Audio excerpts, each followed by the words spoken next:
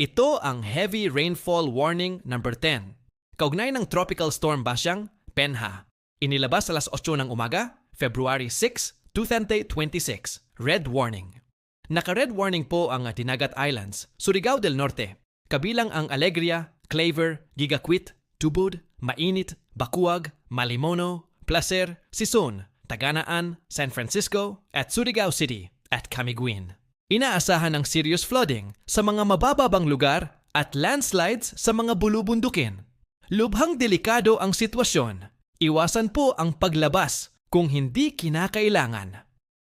Orange warning. Naka-orange warning naman ang Davao Oriental, Boston, Agusan del Sur, Surigao del Norte kabilang ang Socorro at Siargao Island, Lanao del Norte, Iligan City, Surigao del Sur, Agusan del Norte, at Misamis Oriental. Threatening flooding sa low-lying areas, posibleng landslides sa kabundukan. Maghahanda po at maging alerto. Yellow warning. Naka-yellow warning ang ilang bahagi ng Lanao del Sur, Bukidnon, Lanao del Norte, Misamis Occidental at Zamboanga del Norte.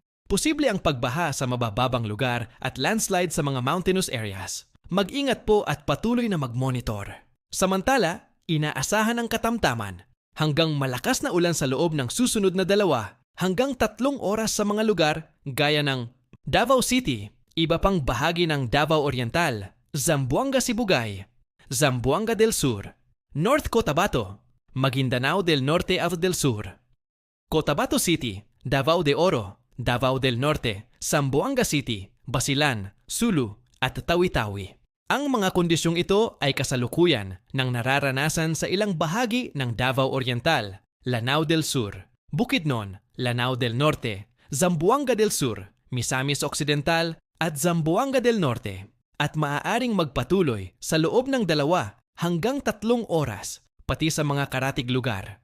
Paalala sa lahat, patuloy po tayong mag-monitor ng lagay ng panahon, makinig sa mga abiso ng local DRR mo at hintayin ang susunod na babala na ilalabas alas 11 ng umaga ngayong araw.